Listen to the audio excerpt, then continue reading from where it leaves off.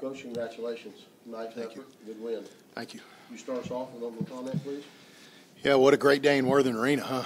You know, men had a tremendous win, and you know, I think our girls enjoyed watching that, and then came out, and I thought we right out of the chute were ready to go and played hard. We knew Northern was going to be every bit of what we saw with their ability to shoot it, and you know, on a night where we didn't shoot it real well, I thought we made some really tough plays. We turned them over and got some timely steals to kind of keep them at bay a little bit, and with the way Courtney Woods was playing, we had to do that. So a lot of credit to Northern. You know, they haven't gotten a lot of breaks through the conference season with all the close games they played, but they're a good basketball team, as you all saw, and I just like the resolve of my group today, and really just a gutsy performance on our end, and really proud of our effort and our energy today. Coach, I know a lot of teams that come in here try to slow down the pace of play, just try to slow you guys down. It seemed like you were before the moment run with you guys for 40 minutes.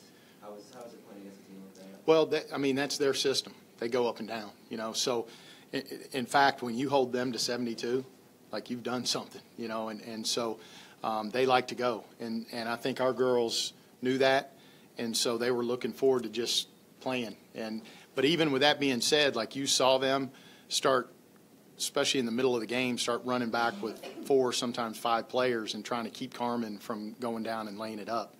And, you know, there were times Carmen was so far out in front of the rest of our team, like we couldn't get anything out of it. So I think I helped Osh down the floor one time, and you know, we just had to keep running, and I think our girls like playing that way. But Northern puts a lot of pressure on you with their ability to run the floor and the way they shoot it, and so you have to be really disciplined. And your communication has to be through the roof when you play them, and I was really happy with both those things with our group today. Moriah, what did you think about going up against Courtney Woods, you know, the player who could be a potential MAC Player of the Year? Were you excited about the matchup at all? Honestly, I didn't really think about it, to be completely honest. I mean, it's always our team against their team. It's not individual against individual, I guess. It's just not really the way that I think, and yeah. You guys are playing without Destiny Washington right now, obviously a pretty important player. What's her status, and what is it like to play without her? You're going to love this answer. Day to day. And it's just as honest. You know, like the good news is everything came back good. So we got good news back from all the doctors and everything that way. So it literally is day to day. And the good news is I think every day she's gotten way better, way better, way better. And so, you know, we're looking forward to Wednesday, hopefully. If it's not Wednesday, it'll be right around the corner. So it's a matter of literal days. And I know you want me to get juicy with everything, but that's as much as I know. And honestly, if you know anything about me, like, I don't ask too much more than that. I just say, hey, when are they going to be back? And I trust my doctors and my trainers. They got all that other stuff. So, we'll be excited to get her back for sure.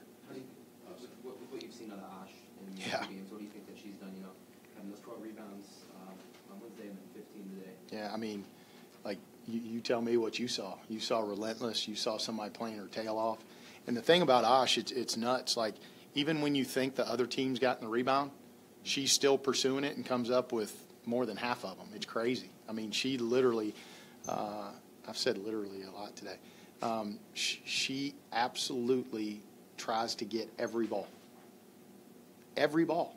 And the effort that takes between your ears is really impressive because, I mean, like this one played 40 minutes, and I don't know if she thought about it. I never thought about taking her out. But, like, when you're tired and you're still trying to get every ball, I mean, that speaks to your intestinal fortitude, you know what I mean? And, boy, she's got it. And see a freshman play like that, you know, and freshmen always kind of go through a spell in when that first year where there's that proverbial wall that sits there.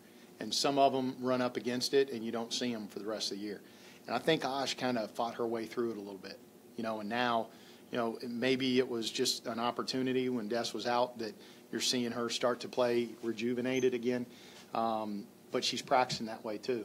And so that's exciting for me to see.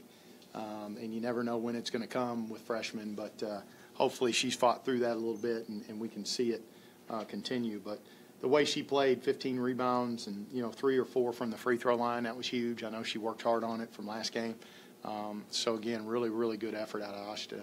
Moriah, you had a double-double the last 2 games, points and rebounds. How do you think the team's done on the glass, even without Destiny there?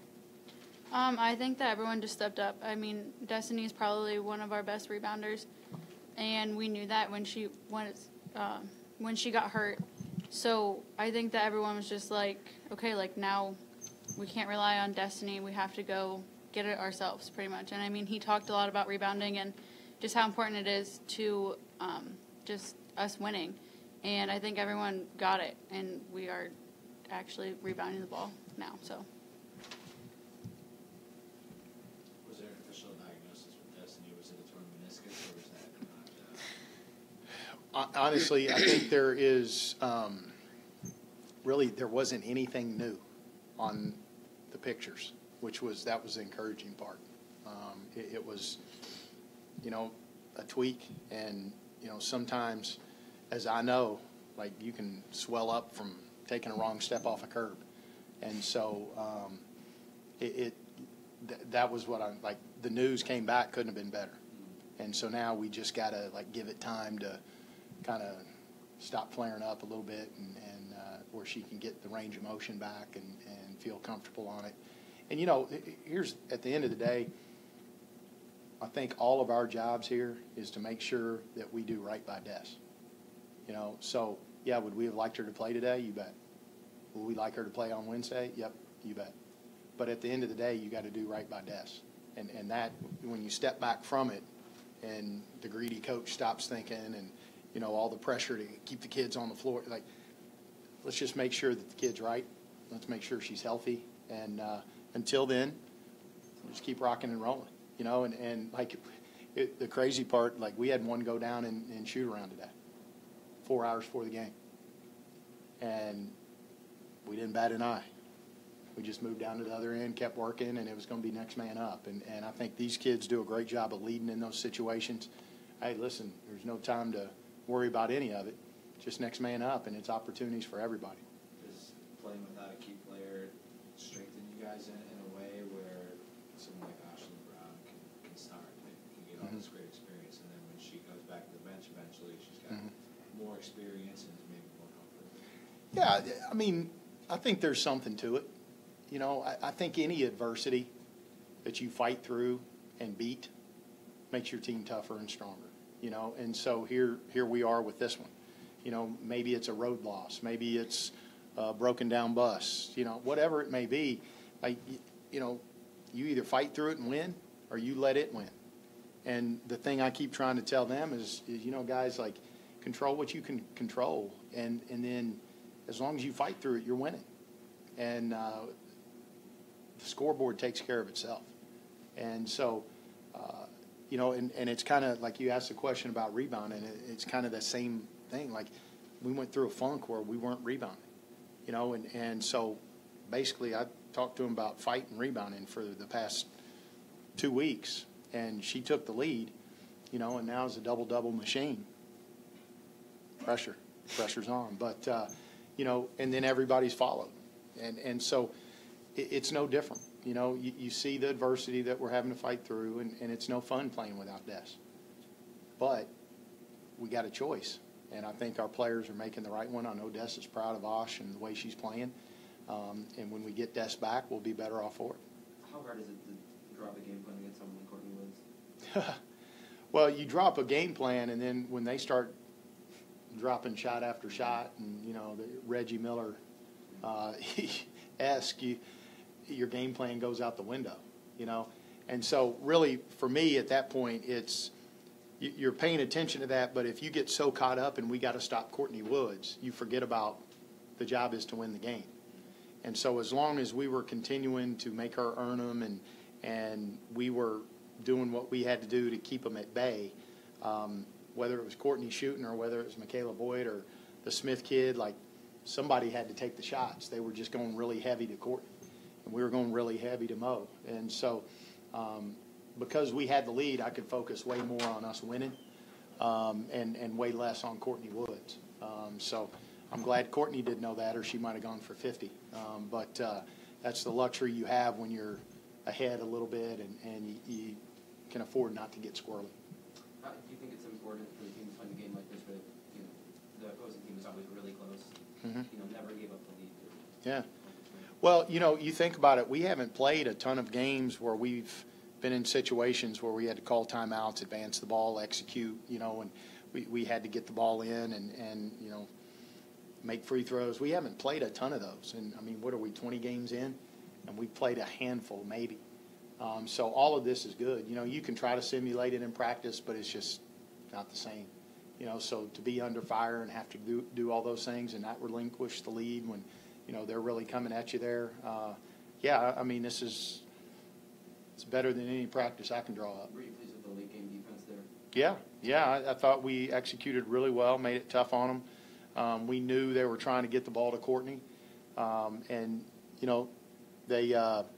We had one little breakdown, and they got a moving screen called on them, which was, is the right call. But other than that, I thought we were really locked in and just really good in those situations. And I thought really, the story of the game is a couple of plays there. I think Carmen stole a ball, and Jazz were almost maybe back-to-back stole one. And those two plays, where it had gotten down to maybe a 4-point, 3-point, 4 or 5-point game, and now all of a sudden we're back to 10. I thought those were huge plays in the game. And that was a resolve that I was talking about, seeing those kind of plays on a night where shots weren't going in and we weren't playing real pretty offensively. I thought that was really good to see from my ball club. Thanks, guys. Good to see everybody.